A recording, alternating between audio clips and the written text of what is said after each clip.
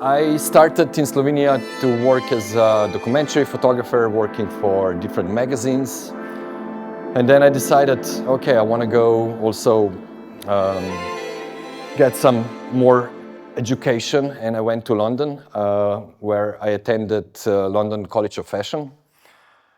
And in the last year, for the final major project, I decided I'm going to do a project in 3D photography.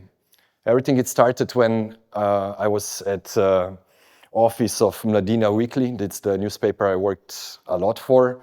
And a friend of mine was sitting there behind a computer with the 3D glasses that you have in your hands or your laps. And I was like, what is this? And I was like, oh, it's my 3D photography. And I checked, and I was blown away. I was like, how come, I don't see 3D photography all over the place, And it was Peter Gedej. He's one of the best 3D photographers and incredible cave photographer. And he took me under his wing and taught me everything he knows. And then, for the final major project, I said I'm going to do in 3D. My professors were, oh, no, Matjaž, you should do it, a bit more traditional, shoot analog, medium format. And I was very stubborn because I was inspired to learn something new. And I started with 3D. Not entire lecture, it's going to be 3D, so I'm going to tell you when to put glasses on so you don't get some headaches and so on. But for the beginning, you can put the glasses on. So this is the project that I did in London College of Fashion, which I started shooting in Slovenia, which has beautiful nature, so I took the advantage of the nature in Slovenia. And then I continued the project also in London, where I studied. And in the end of the year, the project, despite the fights with professors, was selected as the best project of the class, one of the best projects in the entire university. So I got a solo exhibition. And what happened with the solo exhibition is that a few months later, I received email from China. Oh, we saw your 3D photography. Would you come to China to do a biggest 3D exhibition in China? And I completely ignored this email. I thought it's, one of the prince from Nigeria writing me. And they were like, have you got my email? We want you in China. I was like, oh shit, really? And I didn't know much about China, I was like, they told me I can shoot whatever. So I was like, Great Wall, maybe some rice paddies. And we're like, rice paddies, that's like 5,000 kilometers away from Beijing, where they were based. But I still managed to get many interesting locations. I managed to shoot on the wall. I was shooting with a big team. I even brought 3 guys from Slovenia to help me. Even Peter, my mentor, came with me. So this is still one of my favorite photos from that project. And after 1 week shoot in China, I flew back 2 months later for the opening of the exhibition, which was gigantic. I think now you can put the glasses tiny bit off. I had, the huge hall, red carpet, celebrities, champagne, and I was like, okay, as a student in London, eating in pizzas and curries, and that was quite a change of the scenery. And one, bit tipsy night, I decided, I'm gonna, move to China. I thought it's gonna be a year or two. It ended being 13 years, and that's also where I met Vlatko. Okay, glasses back on. So it's a little bit Peter Says, or what's the game? Simon Says, yes. Okay, and then 3D brought many different projects. This project was, I was a guest photographer on Slovenia Next Top Model, where again I could, be pretty playful. I said, okay, build me 2 gigantic chairs. They built these chairs. And they were like, yeah, but it has to be a challenge for girls. What about if you bring a snake? And I was like, they're not Britney Spears or strippers, with 1 snake. I was like, if we have snakes, bring 30. So in the end, they brought up 30 snakes. one escaped, still never to be found, wandering around. Then I did one photo shoot for Lenovo computers. That was Marilyn Monroe-inspired photo shoot with very famous Croatian singer.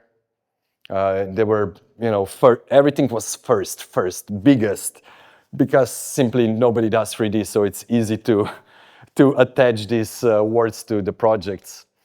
So that was a campaign for a bank. So there were billboards outside on the bus stations, and the glasses like you're wearing, they were like on the little pockets on the bus stations.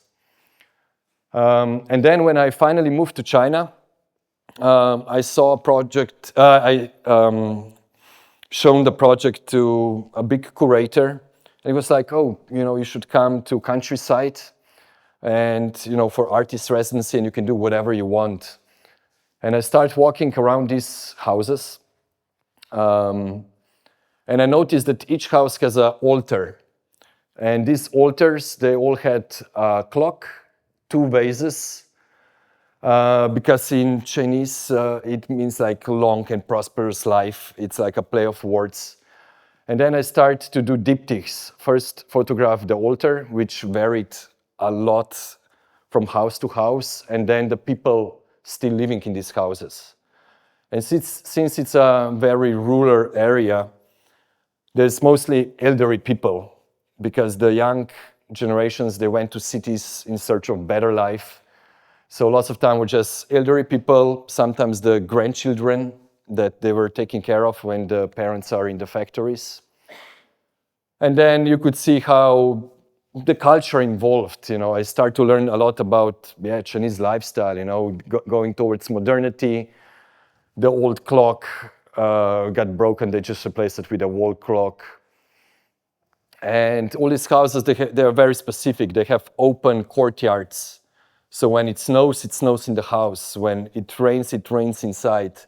So it's like open courtyard. On one side, they have a kitchen.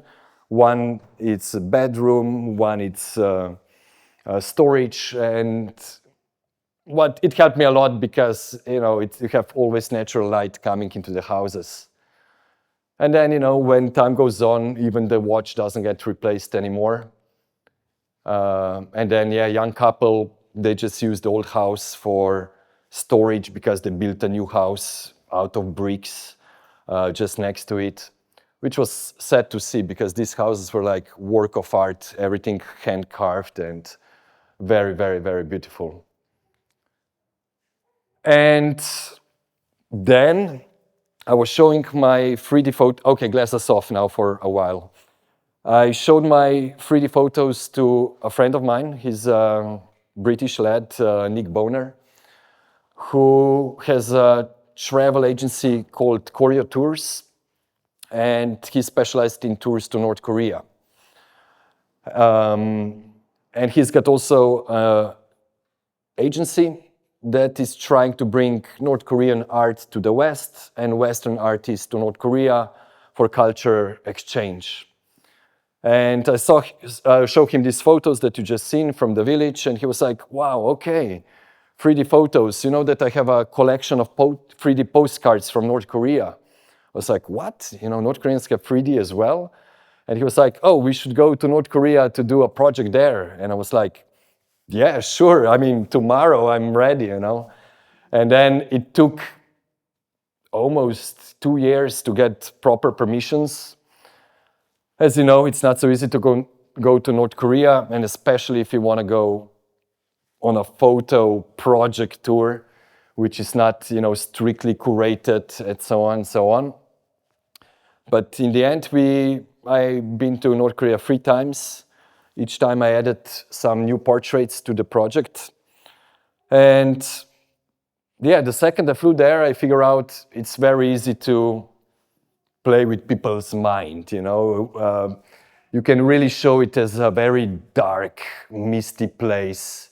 Everybody worshiping the leaders, wearing the pins, being poor, pushing the trolley bus that got broken, soldiers everywhere. You can paint it this way if you want to. showing propaganda, American pilot being led on a leash by the kids. Or you can show it completely opposite way, having normal lives, teddy bears, girls eating ice cream, couples walking hand in hand, some pretty fashionable ladies going to a, I don't know, business trip.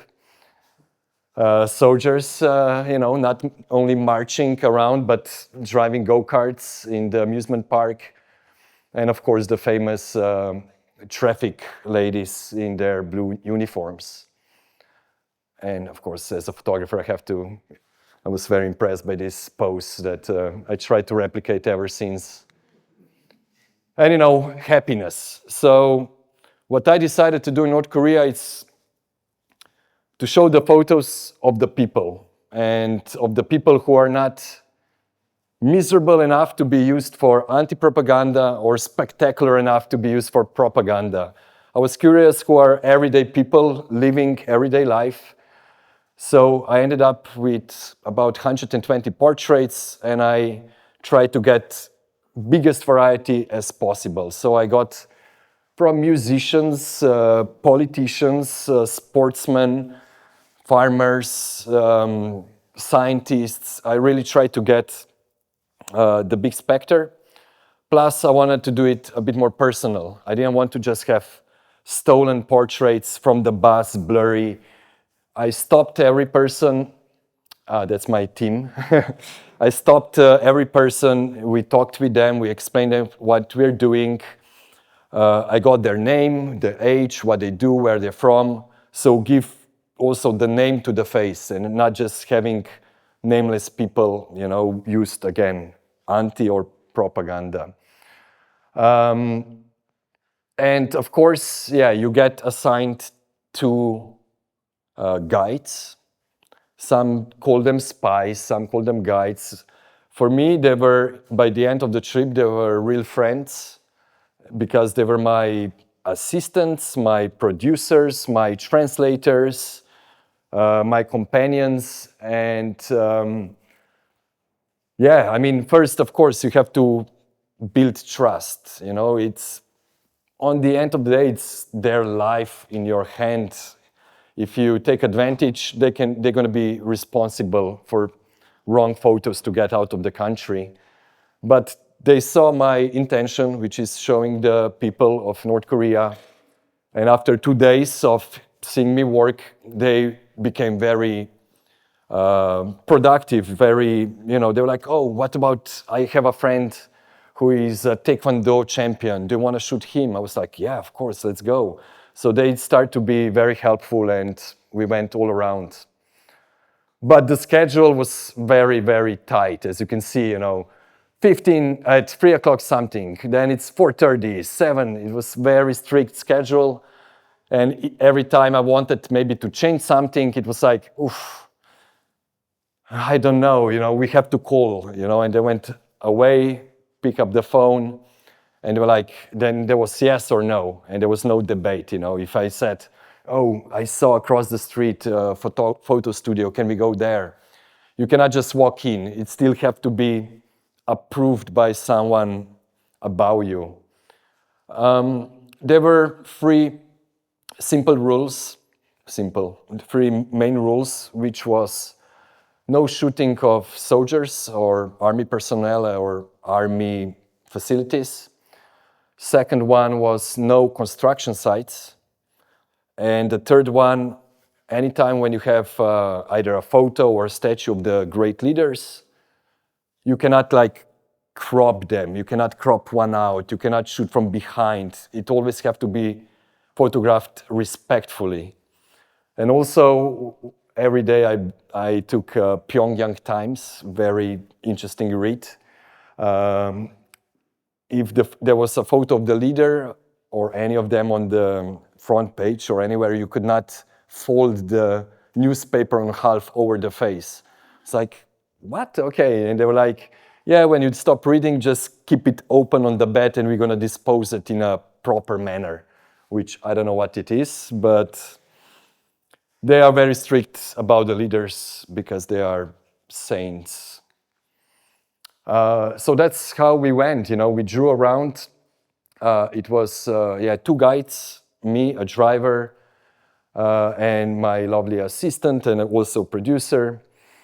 And every time I saw something that I want to photograph, we tried to stop, and then we were explaining people. I had this bag where I had a 3D photo printed, so I could show them how it looks. And then they said yes in 99% of the time. And I took a portrait of them that was explaining to a soldier. And as I said, if I would be going with their plan, we would be only going to museums or to most beautiful places, because that's what they want to push more. But I was always interested in different things. My plan was always go to some places with lots of people, so that I can personally select who I want to photograph. Because sometimes they were like, oh, there is one old temple, it's very beautiful to shoot. I was like, yeah, interesting, but are there any people there? They were like, no. I was like, okay, then I'm not interested. So that's why I more selected public library or a university or a crowded metro station. So I could go there, look around and photograph someone that caught my eye. And of course, I wanted to see their infamous ski resort that you might read in the news, because it was quite controversial. It's poor country, and they're building a ski resort which is mostly for foreign tourists these days, mostly Chinese and Russian, and was brand new, very shiny. And since they have, is it called embargo? They have, what's the English word? They cannot import-export whatever they want. So they smuggled in the ski lift. So you can imagine, if they can smuggle in the fucking ski lift, everything can come in and out. So they bought somewhere, I forgot the country, like a used ski lift, and they brought it there. And the ski lift on the left, and pretty nice ski resort. I came there, as you see, not in the winter, but I still wanted to see it because it was so much in the media. And I was particularly proud because I saw they also had Slovenian skis, which is Elan. They're famous skis, and I was like, do you have any Elan skis? They're like, yeah, we have. So they had brand new gear, different brands, and so on. So I also went to their swim park, which is also very new, and also I saw it a lot in the media, so I wanted to see it myself. And it was pretty nice, I mean, I have to say, and lots of kids and people, and I really like North Korean art, the mosaics and so on. And North Korea, basically, the first impression when I got there, it was basically time travel. It was when I was born, I was still born in Yugoslavia, which was a country that fell apart. It was a socialist utopia. So for me, it was quite familiar. Not that I'm so old. I was a kid. It was in '91 that Slovenia got independent. But from the photos of my parents and grandparents, some images were quite familiar to me. So it was quite shocking to, literally travel back in time in terms of and fashion and architecture and everything. And of course, I had to include this photo. That was again a lot in the media, how North Koreans can only choose from these haircuts. There is no long hair. There is no haircuts that resemble Kim Jong-un, but these are the suggested haircuts. So I don't know which one I am. I guess number 8. And they definitely need a haircut, these 2 guys. This is one of the photos that I stole, let's say. There was like, they said big no for this photo. but I loved it so much. It was, you know, a statue of Kim Il-sung on a beach with like 3D sun, how to say, sun umbrella. But I had to take it because it was really nice. But on the other side, I never posted it online. I just show it on the talks. I never, published it anywhere. But yeah, it was the heart was pounding when I was like secretly taking this photo. But it was worth it. Not sure, but yeah, I guess the rebel in me had to do. Then we also went all around North Korea. Usually when the tours are happening, people go to Pyongyang and DMZ, the demilitarized zone, which is the border with South Korea. But we went everywhere. We went north, south, east, west. And this one was also one of the most fascinating places. It's like a seaside resort, not as beautiful as Ireland, but still pretty nice beach. And it was very, very, very magical. You know, there was not big, there were waves and wind, and every time the wind blew towards us, you could hear the song of the sound, the sailors singing on those boats. And those boats, very, very, very bad condition, as you can see, but yeah, I don't know. Many times when I was traveling around the country, I had a feeling that some scenes, I'm the first one seeing it, first foreigner to see it, and lots of time maybe also the last one seeing it. So this, I remember, it's still one of my favorite moments in North Korea. And this resort, no, it was different resort, was famous for thermal water, which is, healing thermal water, which is radioactive. So it's radon, which is one of the elements, which is nuclear. How do you call it? Help me. Nuclear? No, that it's radioactive. Yeah. And then, yeah, after me, bathing in the room for a while, then when I went out, I saw we recommend 20 minutes, and I was like 1 hour inside drinking beer. So if we turn that light off, I'm probably glowing still now. Anyway, these were the guys fishing and singing, and in the back was, I think it was a Russian-built casino, very fancy, but very, very, very strange place. When it comes to food, there was lots of seafood, and they have this very interesting recipe for clams. So you have a fireplace like that, and you stack all the clams upside down, and then the recipe, it's only half liter of gasoline and half liter of pure alcohol. So first you pour half liter of gasoline on top, the clams cook and open, and then you pour half liter of pure alcohol to get rid of the gasoline taste, and you eat it. So me coming from Mediterranean, country, it was pretty sacrilegious to see this recipe. But when in Rome, do what Romans do, and it was good. It was good. I mean, it was interesting, especially if you have enough of beers and other liquor. And as I said, I always wanted to go to as busy places. So we went to university. That was the library where the students were studying. Here we crashed. They were just having a German test. And I speak a bit of German, so it's like, guten Tag, wie geht's? And everybody like, whoa!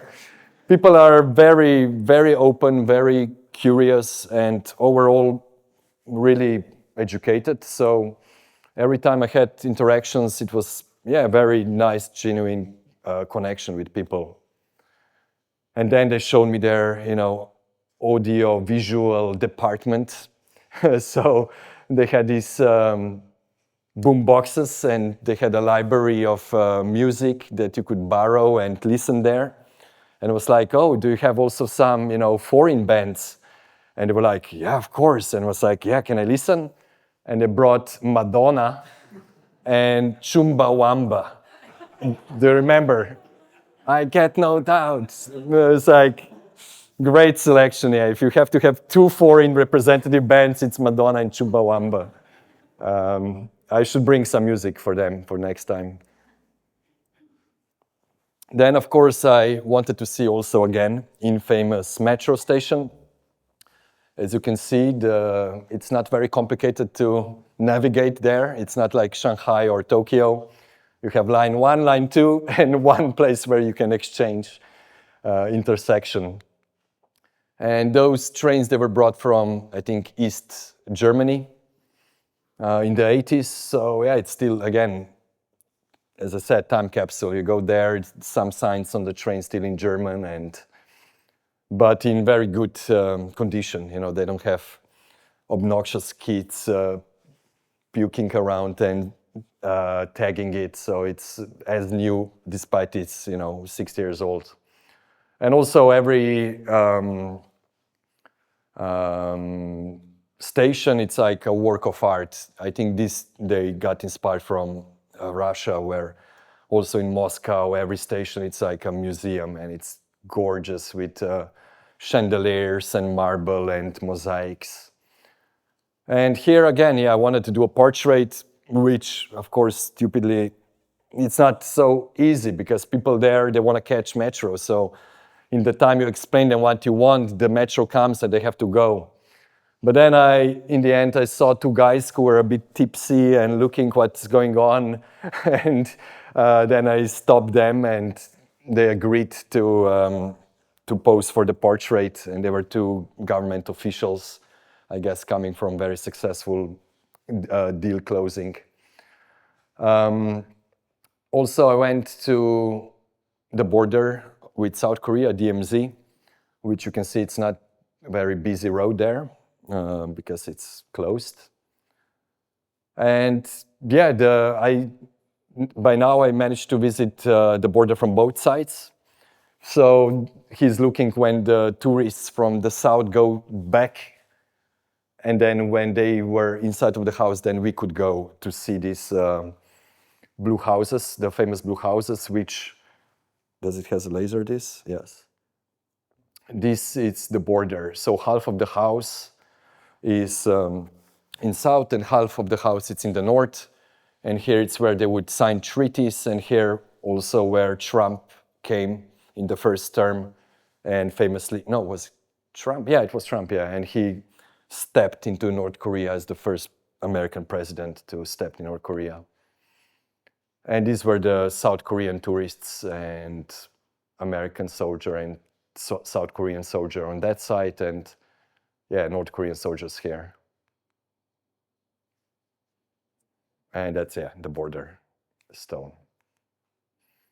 Food was very good. I mean, you probably know Korean food, so also as South Korean, also North Korean, it's very good. And I guess they put extra effort to feed tourists well, to show that there is prosperity there and there is no lack of food. But on one side, I was very, stressed all the time. I have to eat everything, not to waste food. On the other side, maybe if I leave something, maybe they're gonna eat it. So I didn't know what's more respectful thing for me to do, but usually it was so good that I finished all. And this is the lunch, you have rice, soup, and then lots of small dishes, and usually kimchi. It's always part of it. That's the famous sashimi. And when they bring the fish on the table, it's still moving. So very fresh and disturbing.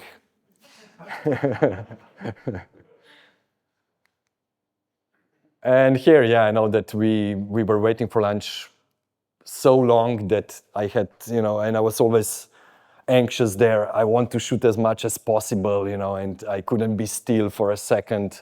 So I asked all the waitresses then to pose together, then shoot one by one. Then we did a photo together.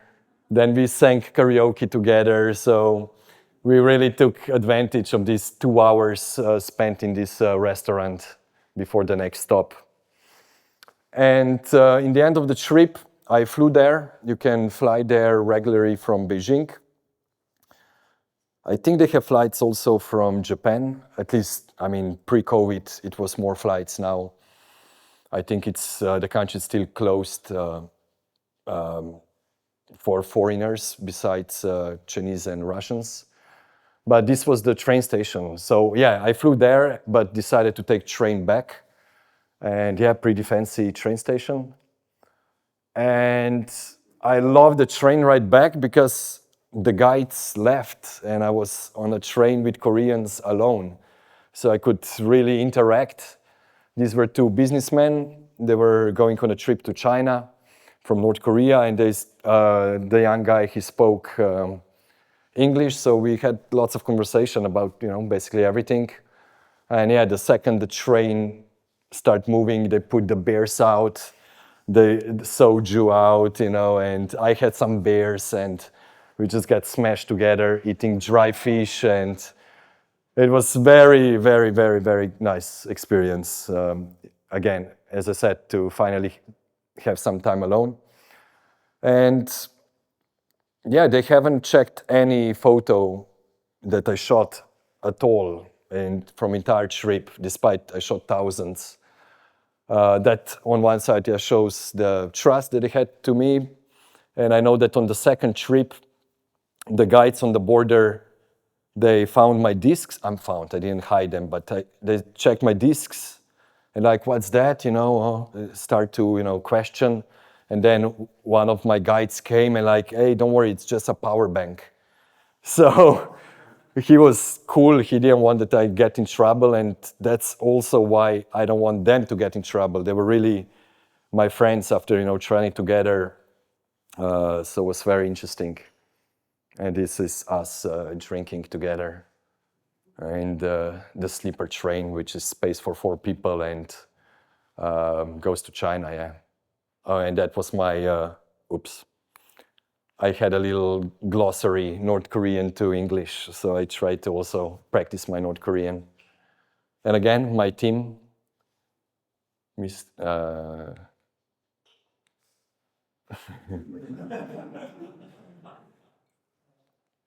and now it's time to put the glasses on. Enough speaking. Of course, I wanted to see, the latest swimming wear fashion in North Korea. So that was the photo I took in the swimming complex that you saw before. That was portraits of the students in their biology room with a nice ostrich.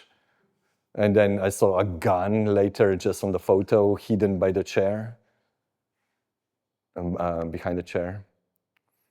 And she was gardener in like mini mundus. So it was replica of different historical sites from North Korea. And she was so beautiful, really elegant, despite, working with hands on the sun all day with a hat. And she was really graceful. And I asked her, oh, can you, pose next to this? And she looked back and she saw the photos of the leaders. And she was like, no, I cannot be higher than the leaders. So it's like, what about if you kneel down? And she was like, yeah, that I can do. So that's the only portrait with the kneeling down person. That's the first fast food in North Korea. Not very busy, not very good, but good for the photo and to photograph those fantastic shoes.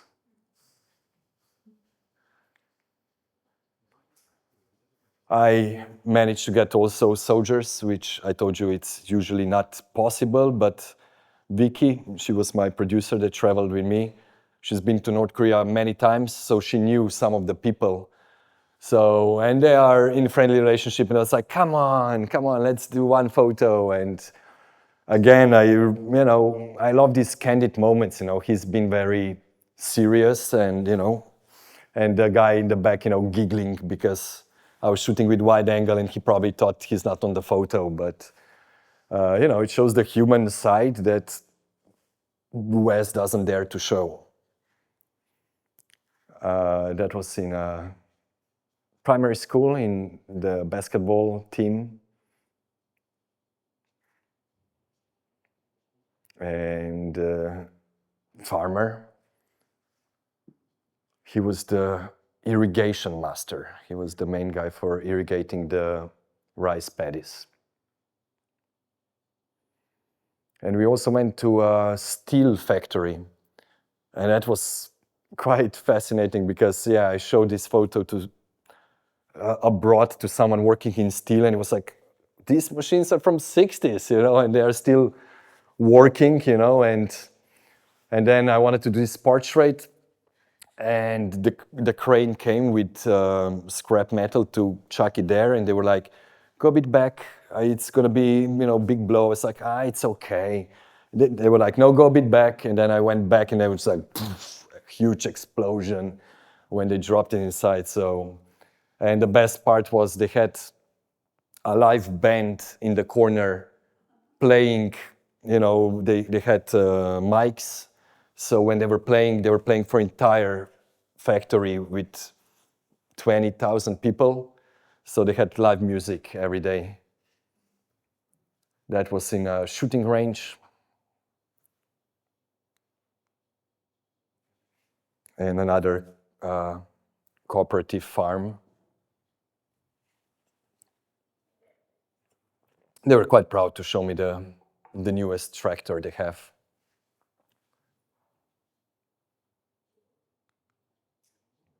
That was in a fertilizer company. That's why you can see the scientists in the back. And here again, it was like I saw a guy behind the glass, chucking the sacks around. I was like, oh, I want a photo of him. And they're like, yeah, just shoot. I was like, no, I have to go inside. And they were like, you don't want to. I was like, yeah, you do. I go in and just like start crying immediately because of, I guess, phosphor or I don't know what's in the fertilizer, but it was just like killing me. And the poor guy working there, I guess, for years. That was Oncology Institute. I really tried to avoid the things that they were most proud of, because I knew that, they want to push their propaganda, and this Oncology Institute was very fancy, plasma TVs, flowers in every room, newest machines, which, yeah, I mean, in the end, I was like, also this is Korea, if also things they want to show, it's part of the whole image of the place. But I am aware that few people are privileged to be treated in this hospital. And that was the friend of our guide, the Taekwondo master. And outside of the arena, there was a statue of the guy flying. And so when I came in, I was like, I saw this statue outside, can you do that? And he was like, I can try. And then he did it once and was like, no, it's not still good. And then one more time, was not okay. And then I showed him the photo on the back of my camera, and it was like, if your coach would see that, would he say it's good or bad? It was like, we do one more time. And then he ran, he sprint, and whoosh, he landed the perfect kick, and loved this shot. Camera guy. I love, I mean, shooting North Korea was really photogenic, It's like a real Wes Anderson movie anywhere you go in terms of colors and furniture, so... oops, yeah. And that was accordion lessons in the primary school. And yeah, accordion's pretty popular there. Also same as it was in Yugoslavia. And here there was ice skate rink, and I saw one guy that I really liked. He was like really like interesting chiseled face, and he had a, how do you say, tank top shirt, the wife beater tucked in the pants. I was like, oh, I need him. And then I wanted to stop him, and the guides were like, he's not representative enough, because he was dressed too casual. And then they asked him to put a jacket on, but then me as a documentary photographer, where I don't want to interfere, I was like, no, it's not the same if the jacket is on. But then there was this young guy, like very laughing, smiling all the time. And it's like, okay, then because he was always around. But yeah, when I took the photo, when I found this spot with a nice light, a window light, he really got, serious, and I got this more serious photo that I really wanted. And when I talked with him, he had pretty good English. I learned that he's a boxing champion, and he was just recently, before we met, in a competition in, I think it was Kazakhstan, was on a boxing competition. Oops.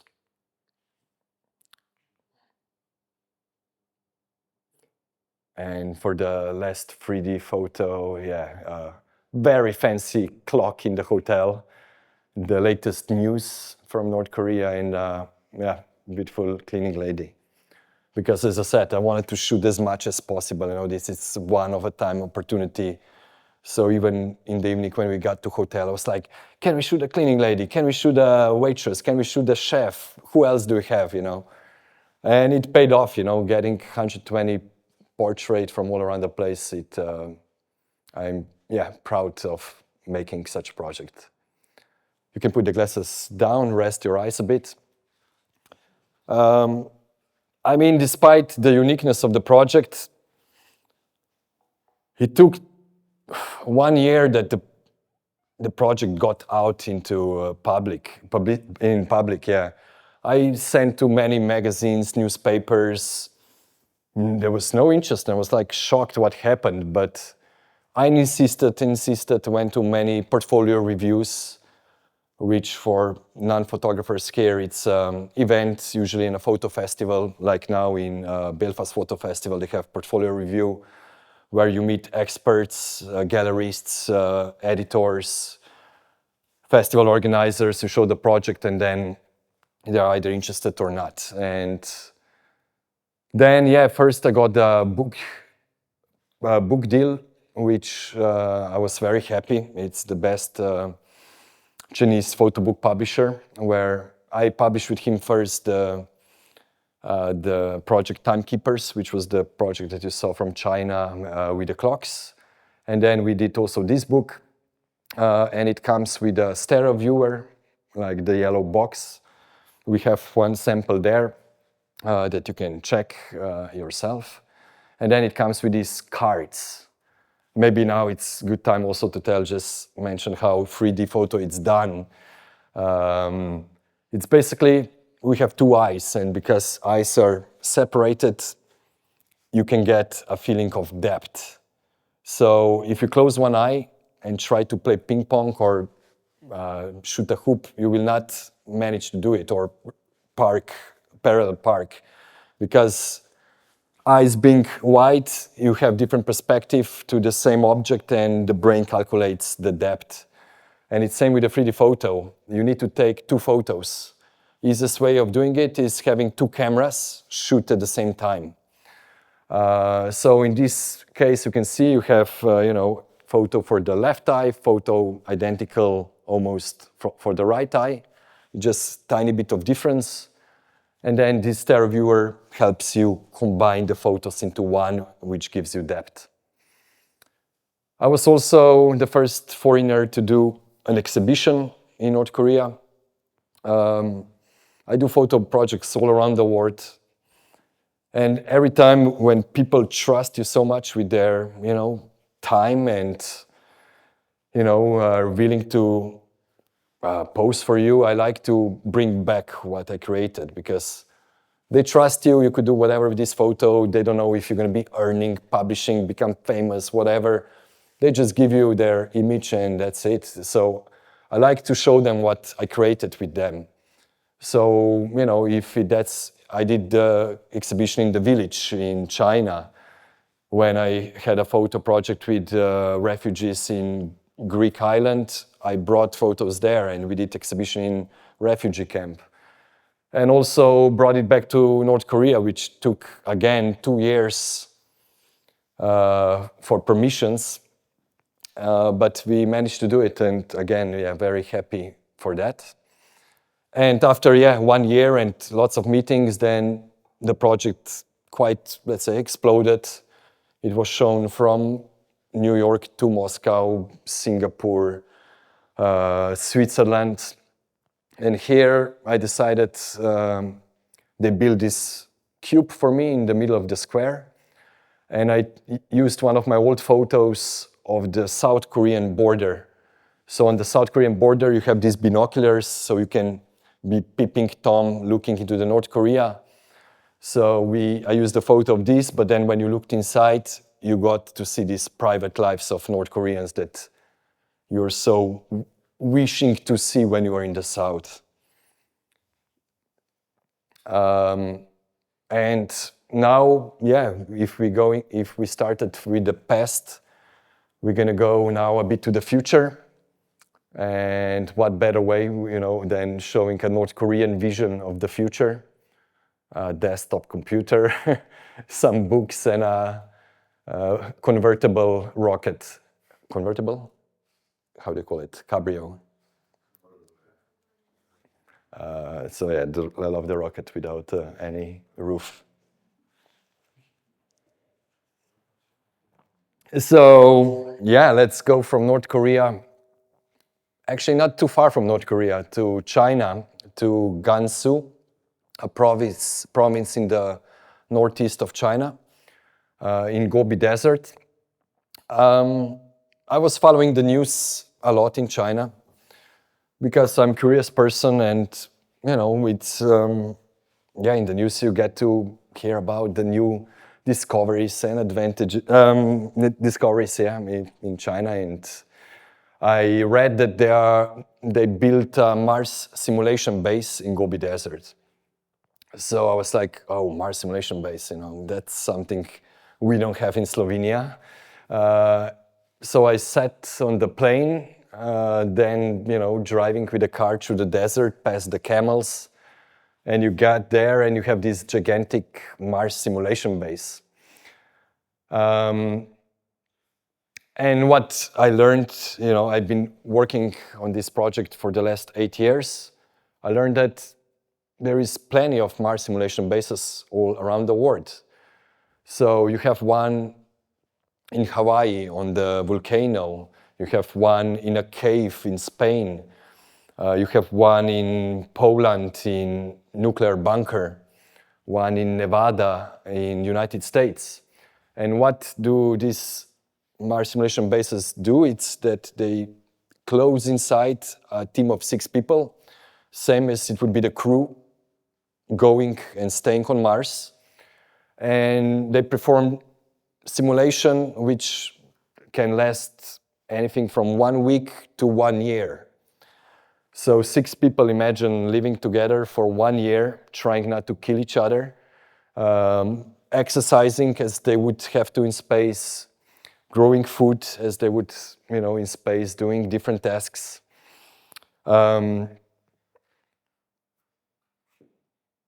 So that's the drone shot of the Mars simulation base, which in China, it's not so scientific, it's more for educational purposes. So one section is for recycling the waste, one section is growing the food, one section is for the medicine. So just to see what are the main things that we're gonna need to not only visit Mars or Moon, but also to stay there, what would we need? And they even excavated a couple of craters to make it more believable. And after that trip, I wanted to go to holidays to Los Angeles to visit some friends.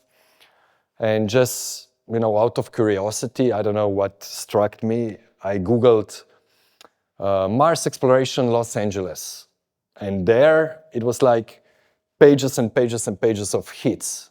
And I was like, what's happening? I found that they are Mars doctors, Mars architects, Mars watchmaker, Mars fashion designer, Mars psychologists, Mars chefs. So all the occupations that you can think of, you have people who are trying to develop things for Mars. And that really, if there would be the light bulb, it would, turn on top of my head. I was like, oh, that could be interesting next project. So instead of having holidays, I start contacting all these people, telling them I want to, come and take photo of you. And surprisingly enough, everybody was very keen. And this is how I ended up in the space medicine workshop, where Dr. Susan Jewell, she is, let's say, famous for inventing VR goggles, where you're going to have a virtual reality surgeon. Because as I mentioned to you, it's going to be a team of 6 people, so you cannot have oncologist, orthoped, all the doctors, but you can have a general practitioner, let's say, and with the help of VR goggles and a surgeon, he can perform operations, procedures that he was not previously familiar with. And why I particularly like this project is, and what also shaped the project is, I try to find innovation which is intended for space, but can also improve life on Earth. You could have an earthquake in Pakistan, you don't have enough doctors, people can not fly in, but you could airdrop a couple of VR goggles and veterinarian could, help with operations. So it's not just spending money for egos of trillionaires, but it's also benefiting life on Earth. And I also, that's not going to benefit life on Earth, but I met interesting watchmaker who is making watches running on Mars time. Mars day, or as it's called, Sol, I think it's only 42 minutes longer than the Earth's day. But all the scientists in NASA driving Mars rovers on the surface of Mars, they wear these watches because they live on Mars time. They wake up on the Mars sunrise, open the solar panels on rover, drive rover, and then they go on a beach at 10 p.m. with their kids because there is sunset on Mars. So yeah, his watch shop is close to JPL, and NASA people are buying Mars watches now. I also visited a movie prop studio, which are specialized in medieval suits and spacesuits. So they make, they make such a good replicas of the suits, and they have it from all the periods, that even NASA borrows their suits when they do photo op of the astronauts going to space. Because NASA, I think they have 6 suits left, and each one costs couple of $100 million. So they don't want to use it for photo shoots, so they borrow their suits to do photo shoot for the PR. And this was, very randomly. I was driving to Mars simulation base in Utah. It's the oldest Mars simulation base. And I had some time to kill, and I saw a road sign, ancient petroglyphs. Petroglyphs are sort of cave, not paintings, but it's scratched in stone. And these are 4,000 years old art from Native Americans. And when I stopped there, I was like, is this a joke? Is this like spacemen and robots? Maybe when you work so long on a space project, you start seeing things that you want to see. But it was still very interesting. Vlatko, can you give me a little bit more of Prosecco to wet my whistle? Anyway, going forward, so we're not going to, how long are we? Very long? What's the time? That I know how fast or slow I go. This is Barbara Belvisi. I took photo of her in Paris. And this is Biodome, which is intended to grow food. So within this bubble, there is lots of technology. Oh, thank you so much. Despite it maybe doesn't look like, but you can really precisely adjust temperature, humidity, the amount of oxygen or dioxide. So very micro manage. So they are testing how they could grow food in space. Yet again, why I was so interested in it is because you can put this dome on top of the mountain or in mid of the desert, and the local people could grow food and have enough vitamins and more diverse food anywhere on the world. And people always ask, when are we going to get to Mars? And no matter when you ask, the answer is always the same: in 10 years.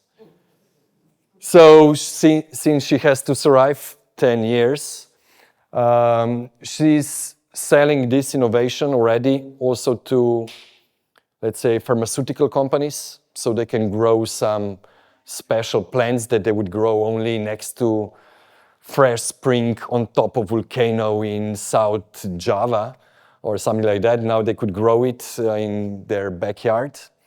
But also interesting, the wineries in south of France are buying it.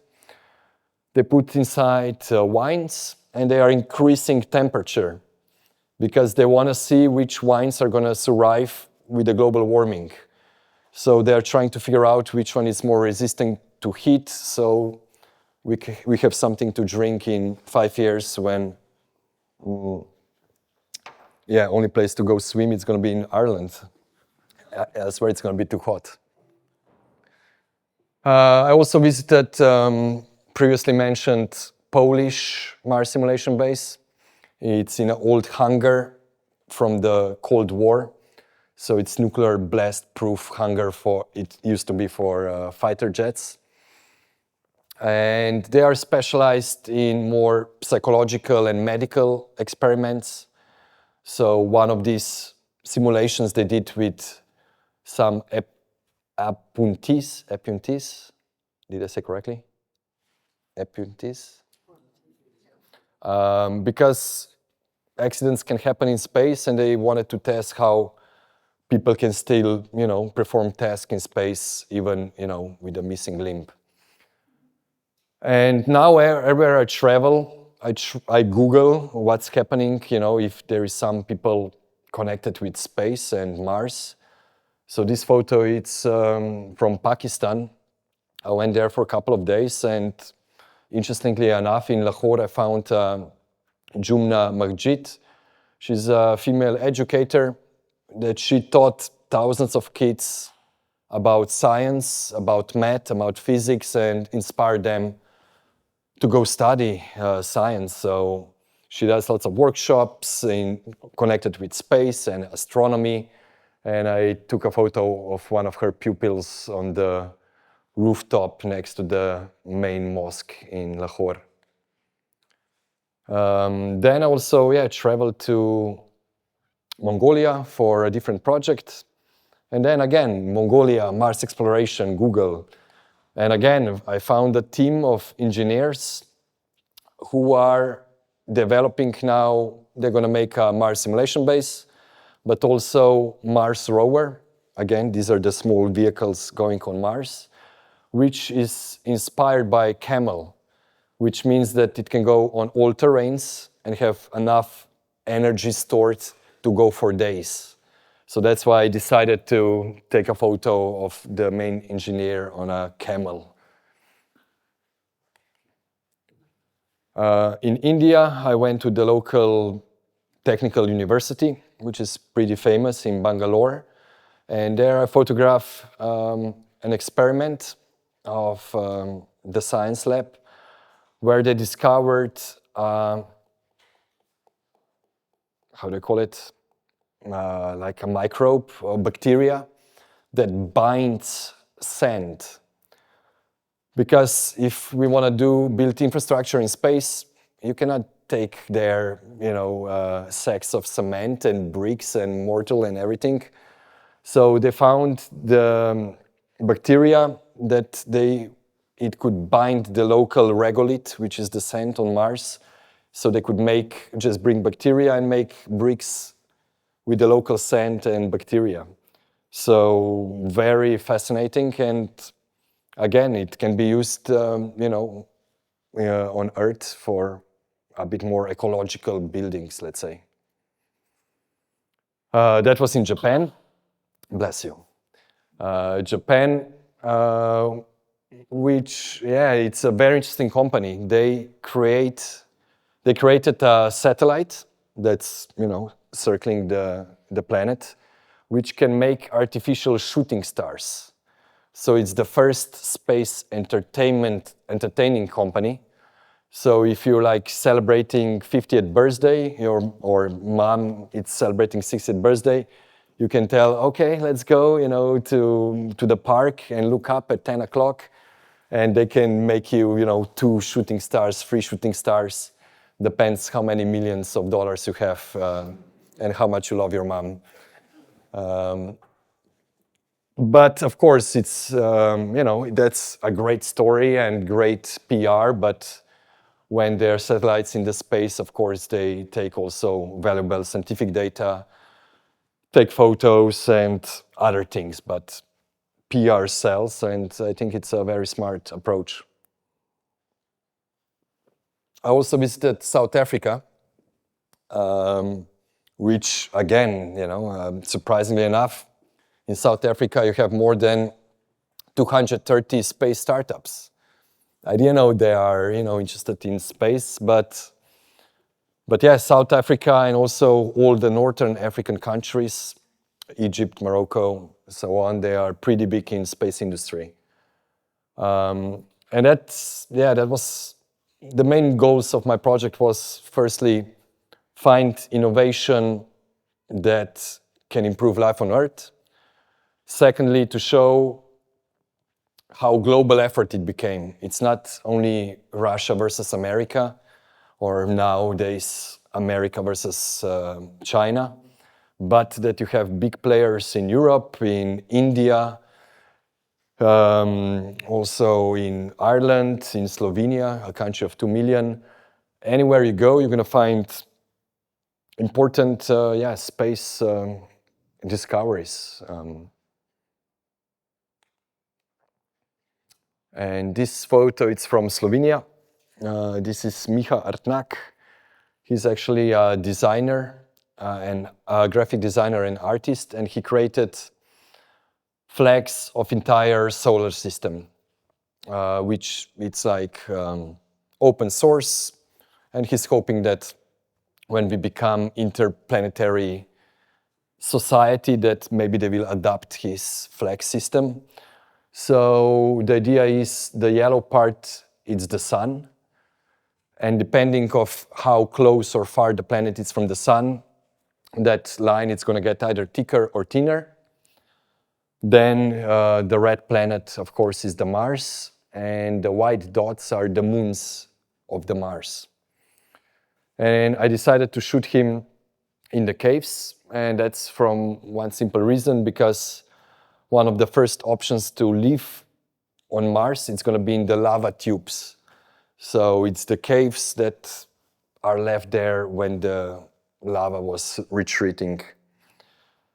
And in Slovenia we have also famous doctor who is dealing with the loss of muscles and bone density because of the gravity, and also a company that it's one of the leading companies in the world for the big inflatable structures that it's usually, I'm sure you have it here as well, to cover a tennis court or football pitch in the winter.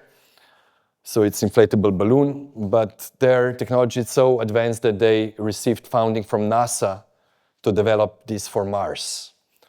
So in this case, it's the Earth technology going for Mars. but usually it's also lots of time goes vice versa.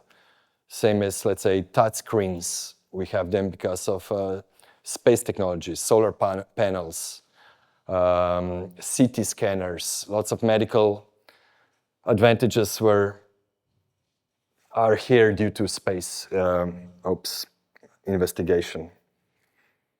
And to finish, I think that's we're coming to the end.